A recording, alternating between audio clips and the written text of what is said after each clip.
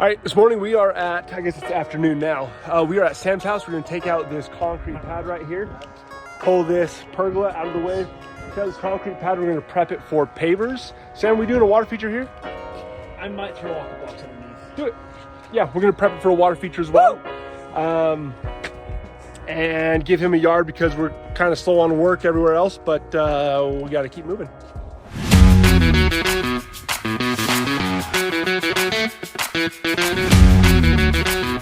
We got Eli over there and Carter's in the excavator. What we're gonna do is tear out this concrete pad right here. There's Sam right there. And we're gonna load up all that concrete into the trailer, take it away. You can see that this concrete has already cracked right here. Right there, you see that cracking all through there. That's because there was no gravel underneath the concrete. Yeah, that's a big no-no, and now we know why.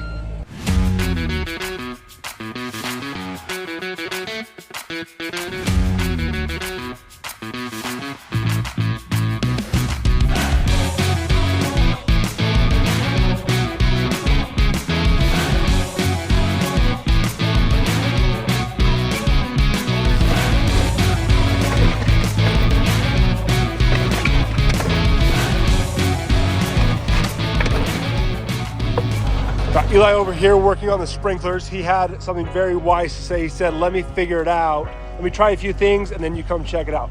I love that because he's actually giving it. Come back soon. Come back soon. I love it. He's working on it. I don't have to babysit him. So we have this pooling water right here because of this downspout right here. So before we prep our base in this area, we're going to connect it to this 3-inch sewer pipe. It's gonna go down, angle out, and then we're gonna send it out there and the water is gonna dissipate out there. But for right now, we wanna get the water out of here. We have our downspout in. We have all this gravel. What we're gonna do is spread this all over the mud area right now. And then we're gonna go over with weed barrier and then the nicer rock, the clean rock, we're gonna put that on top. That's gonna cover everything that we've done so far.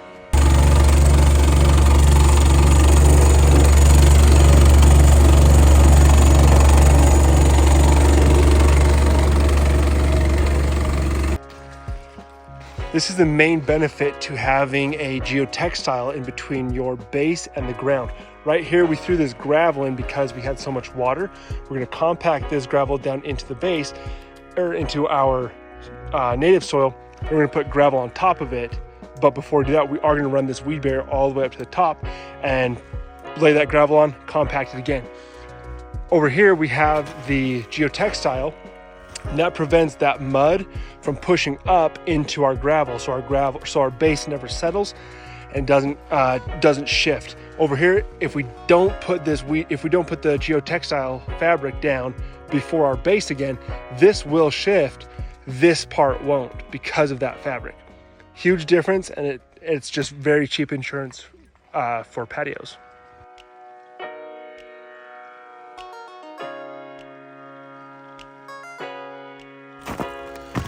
All right, cutie boy Zach is here now. What can I say? It's on YouTube, so. I can't even use the handle. Oh, geez. Yeah. Oh, you tried turning it on. You tried blowing on it? So, okay. Probably start it. It might vibrate its way out.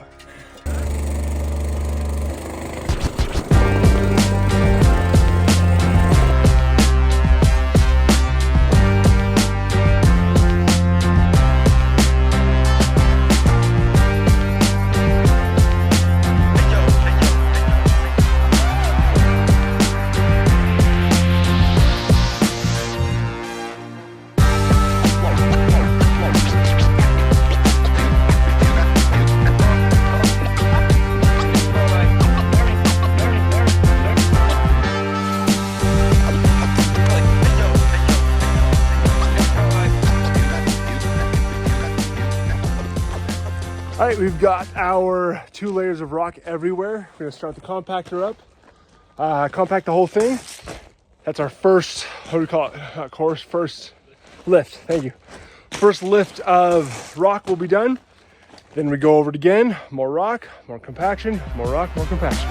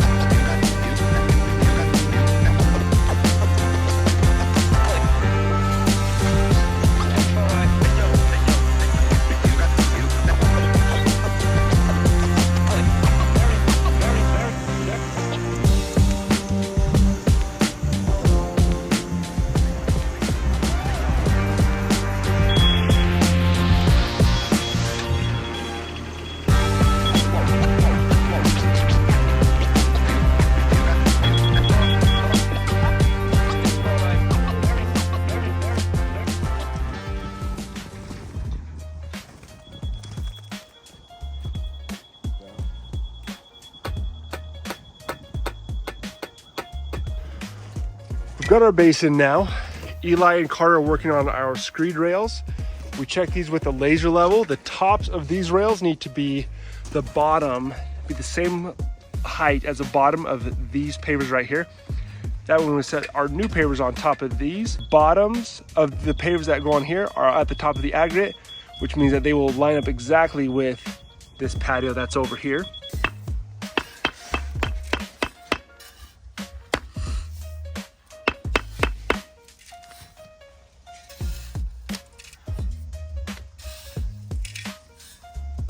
Day 2 of starting a business. Day 2 of starting a business.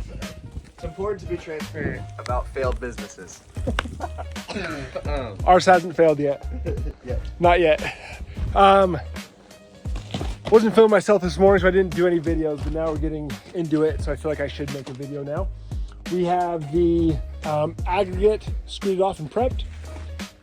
As we go, we fine tune it, but this is perfect preparation, so that way we can just throw our pavers down. We have our pattern. That started up here in this corner, and then we're gonna pull it down from through here and continue this pattern all the way through, and then eventually we're gonna have the whole edge in this pattern. It's called a double sailor pattern. That's important, but that's what it's called.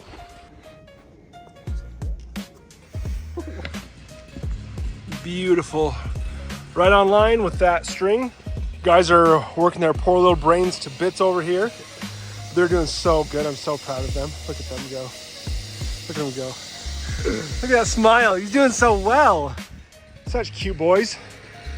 My cute little workers. Sam's over there cutting the bricks. Those small areas over there. We're gonna continue this pattern. We're gonna fill up this whole side today. We're gonna pick up more pavers tomorrow to fill all of this in.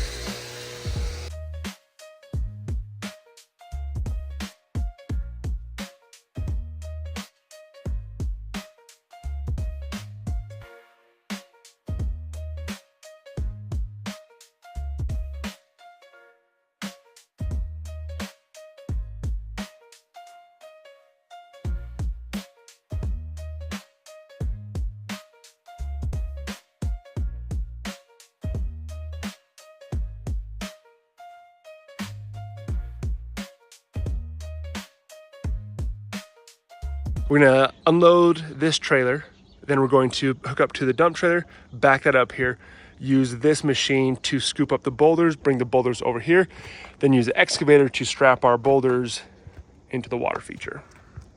Absolutely love this machine. The only problem is it lifts just shy of 3,000 pounds.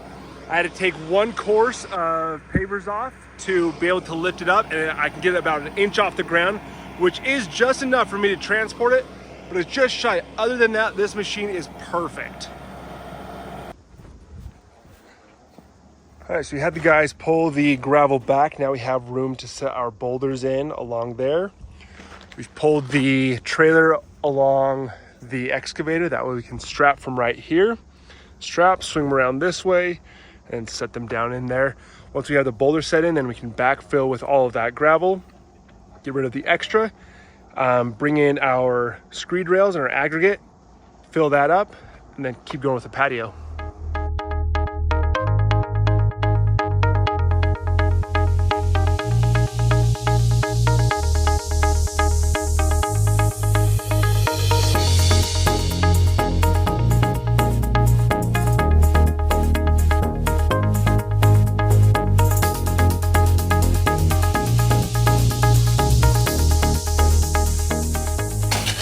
So now that we have our boulders in, we put our liner up against it, and then these guys are pushing that rock up there. We're gonna go back through with the compactor, compact it all out.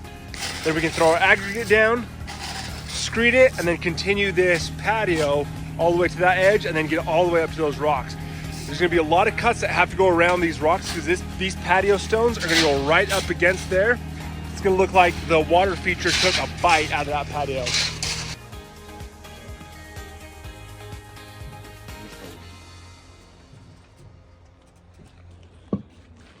Making great progress on the patio.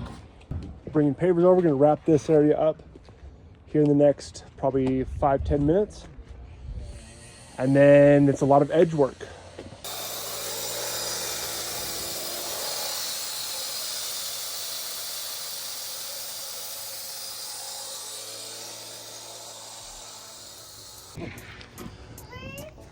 All right, Sam, explain to us what we're doing here. We're getting up next to our boulders, and we want to be able to keep that live edge of those rocks. It's a really cool texture on the patio. So we need to look at all of these pavers and kind of scribe all these edges into the pavers. So it's a very intricate process and takes a lot of time, but it's definitely worth all the extra work that we're doing.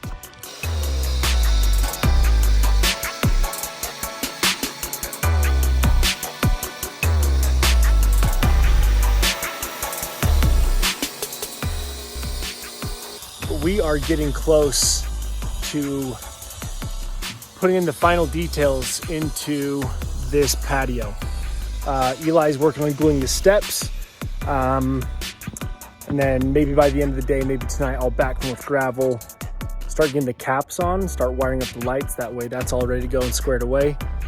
Zach is over here doing the final details around the perimeter of the water feature. Whoa, over there. And doing an awesome job. It's really tough scribing in each and every one of those little angles and those corners and edges and getting it under the rock and making it sit level. There's a lot that goes into that part. For the edges of our patio, we are using Edgecrete. We've got Zach putting it in. It is a type of cement that has some give to it. However, it holds in the edges of the pavers really nicely. Has a little bit of give, so that way if something moves, it doesn't crack your patio. And this doesn't crack. It all holds together and keeps the patio from moving. Sam and I just marked out the inlay. We have red chalk right there. We organize the patio so that way the lines of the pavers catch up with each other. So you have one continuous line that goes from there, through there, from there, down to there, and up through there. So we're gonna cut that out, and then we're gonna cut out this red line right through there. Then we're gonna set in the dark paver stones, and that's gonna be our inlay. So kind of frame out this area, so that way you know that this is the seating area. Carter, what are your thoughts? What? What are your thoughts overall on pavers? They look good. And? They suck to put in. Not an easy thing, but it is going to look, oh, that looks so good. This around the entire rectangle. Designate this spot as a hangout area right here by the water feature. You have the canyon right there. It look awesome. Eli, what are your thoughts? On the project? Yeah, just pavers, like doing them, what you've learned. In the beginning, you kind of like, you don't see the vision, you're like, this is a lot of work. But then after you put them in, it's like, you understand why people want pavers. You're like, hey, maybe I would want these in my backyard. This makes the backyard look so much nicer. Like the concrete pad that was here before, it just looked like trash. And so just makes it literally just makes the backyard look so nice. Just the pad. And so yeah. Awesome to have in your yard, but it's hard to put in, but it's definitely gonna be worth it. And that is a wrap on the patio here. We use the Belgard pavers.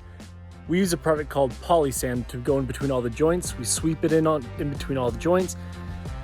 You can use a compactor, kind of shake it down in, but you have to be very careful about which compactor you use. You need like a rubber plate or something underneath it.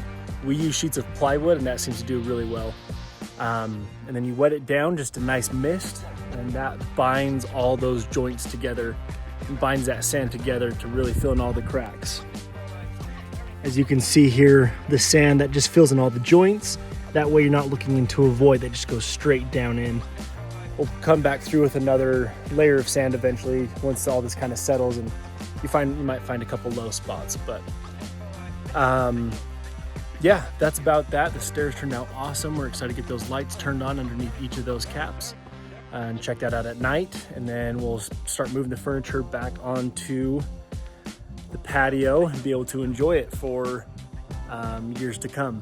If you'd like to see more stuff like this, go ahead and like and subscribe so that way you can follow along with other cool projects that we'll be doing this year and years to come.